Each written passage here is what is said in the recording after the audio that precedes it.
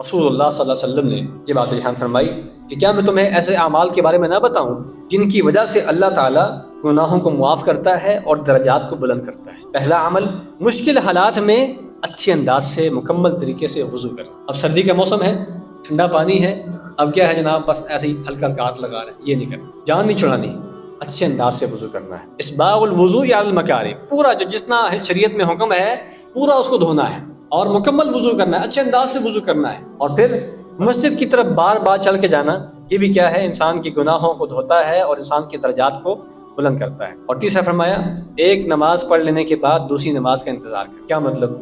एक तो ये तरीक़ाकार है इसका, इस हदीस पे अमल करने का, कि आप आए हैं मस्जिद में और ज़्यादातर लोग इस पर अमल यहाँ तो बहुत कम करते हैं, हरमैन शरीफैन में ज़्यादा करते हैं कि वहाँ पर लोग जाते हैं असर की नमाज़ पढ़ने के लिए मक्का मदीना में, तो असर भी पढ़ते हैं, मगरिब भी पढ़ते हैं, इशा पढ़ के वापस आते हैं। तो नमाज़ पढ़ ली, उसके बाद अगली नमाज का इंतज़ार कर रहे हैं कि अगली भी पढ़ के जाऊँगा, वो पढ़ ली, उसके बाद फिर इंतज़ार कर रहा है कि इससे अगली भी पढ़ के जाऊँगा, मस्जिद से निकलता ही नहीं है बाहर। ये जो इंतज़ार है नमाज के बाद दूसरी नमाज का, ये अल्लाह को बहुत महबूब। अल्लाह के रसूल ने फरमाया ना कि जो शख्स नमाज पढ़ने के बाद अपनी जगह बैठ जाता है और फिर इंतज़ार करता रहता है जब तक वो वज़ू की हालत में रहता है, उसके बाद हो सकता है वो 1 घंटा वज़ू में रहे, 2 घंटा वज़ू में रहे, अल्लाह के फरिश्ते मुसलसल उसके लिए रहमत की दुआएं करते रहते हैं। अल्लाहुम्मा सल्ली अलैहि, अल्लाहुम्मा सल्ली अलैहि, अल्लाह इस पर रहमत फरमा दे, अल्लाह इस पर रहमत फरमा दे, जब तक वो वज़ू में रहता है। तो एक तो तरीक़ाकार ये है कि आप मस्जिद में बैठ जाएं। दूसरा तरीक़ाकार ये है कि आपने नमाज़ पढ़ी है, मिसाल के तौर पर अभी आप जुम्मा की नमाज़ पढ़ेंगे, वापस जाएंगे, आपके जहन में ये बात होनी चाहिए कि मैंने अब असर पढ़ने भी वापस आना है। जहन में, आपके जहन में ये इंतज़ार होना चाहिए कि अब मैंने इंशाल्लाह वापस असर पढ़ने भी जाना है। असर पढ़ के वापस जाएं,